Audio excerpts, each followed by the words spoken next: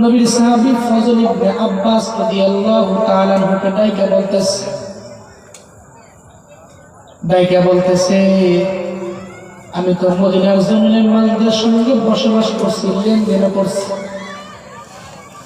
আমি তো মদিনার জমিনের মানুষদের সাথে আমি কথোপকথন করছি, কোন সময় শাসন করছি।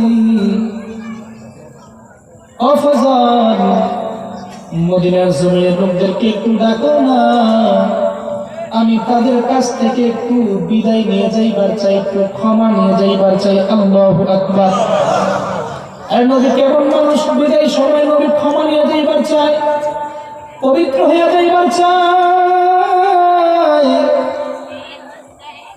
আল্লাহ নবীর কথায় ফজল ইবনে আব্বাস রাদিয়াল্লাহু তাআলা দুনিয়ার ওই সময় যতগুলো সাহাবায়ে কেরাম ছিল সবাই দাওয়াত দিচ্ছে, সবাই মসজিদের মধ্যে চলে আসছে।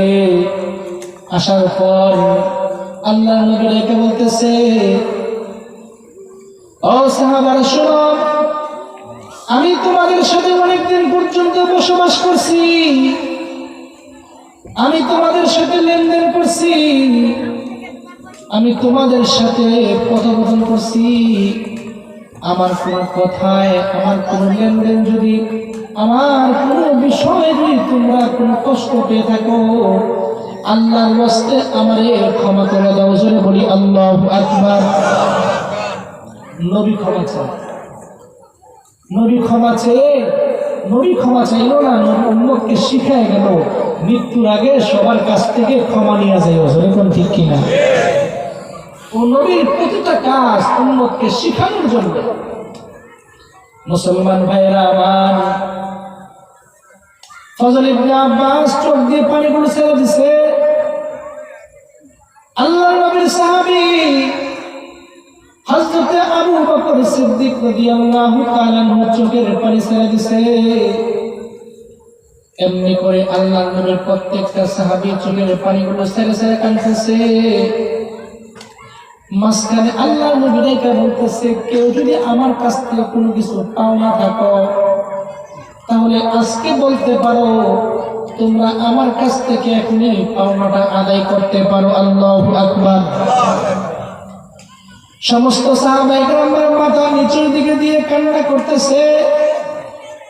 একজন সাহাবী দাঁড়ায় গেছে আর ডাইকা বলতেছে,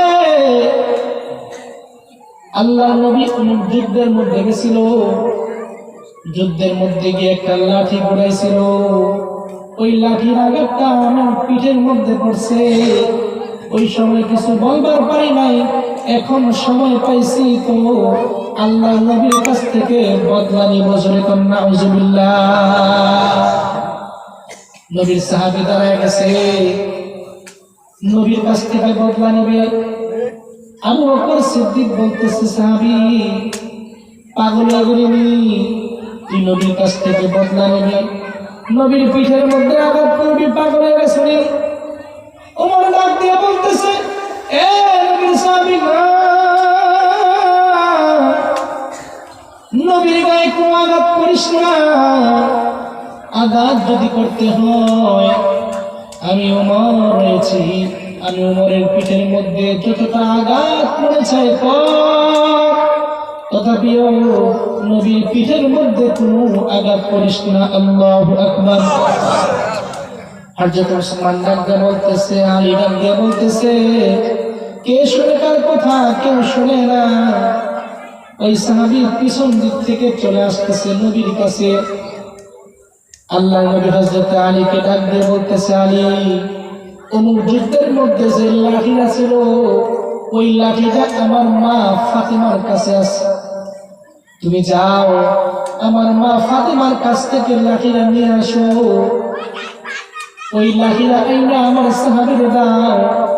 আমার সাহাবী সে দুনিয়ার জমিন থেকে আমাকে আঘাত করে যাক, আমি দুনিয়ার জমিন থেকে পবিত্র হয়ে যাইবার চাই, আমি দুনিয়ার জমিন থেকে আমার আমলনামায় বিন্দু পরিমাণ কলঙ্ক লিখে যেতে চাই না। হযরত আলী ফাতেমার কাছে গিয়ে বলতেছে, এ ফাতেমা, বাবা লাঠি চাইছে, যুদ্ধের ময়দান থেকে ফিরে তোমার কাছে একটা লাঠি দিছিল, লাঠিটা দাও। ফাতেমা লাঠি দিয়ে দিছে, আর এটা বলতেছে স্বামী কেন তো লাঠি নিয়ে যান? হযরত আলী চোখ দিয়ে পানিগুলো ছেড়ে দিছে, আর চোখ দিয়ে পানিগুলো পড়তেছে, আর কথাগুলো বলতেছে কান্না বিজড়িত কণ্ঠে, রে ফাতেমা, জীবনে কোনোদিন এমন দৃশ্য দেখি না, নবীর সাহাবী হইয়া নবীর গায়ের মধ্যে আঘাত করবে, জীবনে কোনোদিন এমন দৃশ্য দেখি না। হযরত আলী কাঁদতেছে। ফাতেমা শোনার পরে এমনি তো মহিলা মানুষ কান্নায় ভেঙে পড়ছে। হাসানকে ডাক দিয়ে বলে, হুসাইনকে ডাক দিয়ে বলে, হাসান, এ হুসাইন, রে হাসান, এ হুসাইন, যা যা, কে যেন মসজিদে নববীর মধ্যে তোর নানার গায়ের মধ্যে আঘাত করবে, রে হাসান, যা যা, তাড়াতাড়ি করে যা, তোর বাবা লাঠি নিয়ে গেছে। কোন সাহাবী জানে তোর নানার গায়ের মধ্যে আঘাত করবে? শুনে রাখ, তোর নানার গায়ের মধ্যে যদি একটা আঘাত লাগে, আমি ফাতেমা সহ্য করতে পারবো না, আমি কিন্তু তোদের দুধের দাবিও ছাড়বো না। জনে বলি সুবহানাল্লাহ। মুসলমান ভাইরা আমার, মসজিদে নববীটা কান্নায় রোল বয়ে যাইতেছে। সাহাবীকে আসার জন্য নবী জায়গা দিয়ে বলেছে। সাহাবী আসতেছে আসতেছে, নবীর পিছনে চলে আসছে। এবার সাহাবী ডাক দিয়ে বলতেছে, ওগো সরকার, আপনি যখন আমার পিঠের মধ্যে আঘাত করতেছিলেন, ওই সময় কিন্তু আমার গায়ের মধ্যে কোনো পোশাক ছিল না, আমার গায়ে কোনো কাপড় ছিল না, আপনার লাঠির আঘাতটা সরাসরি আমার পিঠের মধ্যে লাগছে। নবী মেহেরবানি করে আপনার কাপড়টা একটু উঠান, আপনার কাপড়টা উঠাইলে তাহলে বদলাটা পরিপূর্ণ হবে। এই কথা শোনার পরে সাহাবীরা আরো কান্না করতেছে। নবী মুচকি মুচকি হাসতেছে, আইরে দুনিয়ার জমিন থেকে পবিত্র হয়ে যাইতেছি। মালিকের ডাক দিয়ে বলে, আল্লাহ, হাসরের ময়দানে কোনো অত্যাচার, কোনো নির্যাতন, কোনো কষ্ট যেন আমার না হয়। জোরে বলি আল্লাহু আকবার। সাহাবী পিছন দিক থেকে চলে আসছে, লাঠি হাতের মধ্যে। আল্লাহর নবী কাপড়টা আস্তে আস্তে উঠাইতেছে। পিছন দিক থেকে যখন কাপড়টা উঠাই ফেলছে, আল্লাহর নবী কাপড়টা উঠানোর পরে তার যেমন গালের মাঝখানে এই জায়গার মধ্যে একটু নিচে খতমে নবুয়ত মানে মোহরের নবুয়ত ছিল। ওই সাহাবী হাতের থেকে লাঠিটা ফালা দিয়া আল্লাহর নবী মোহরের নবুয়তের মধ্যে চুম্বন করছে। চুম্বন করার পরে ওই সাহাবী কান্নায় ভেঙে পড়ছে, আর বলতেছে, নবী গো, এতক্ষণ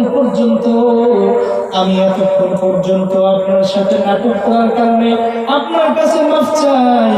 জিন্দেগিতে কোনোদিন আপনার মোহরে নবুয়ত চুম্বন করার সুযোগ আমার হইতো না।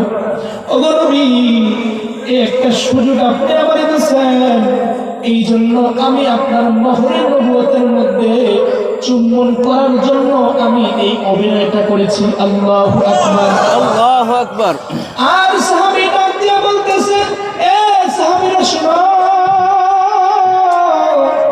আমি কিসের জন্য এতক্ষণ পর্যন্ত অভিনয় করছি তোমরা তো জানো না।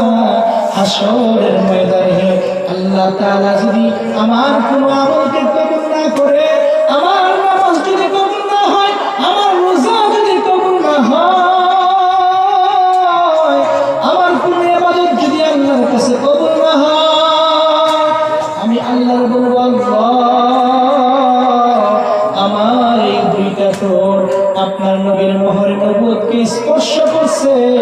ওগো আল্লাহ, যে শরীরটা আপনার নবীর শরীর স্পর্শ করছে, কেমনে আপনি জাহান্নামের আগুনে জ্বালাইবেন? আল্লাহ, করে আমারে আপনি মাফ করে দেন।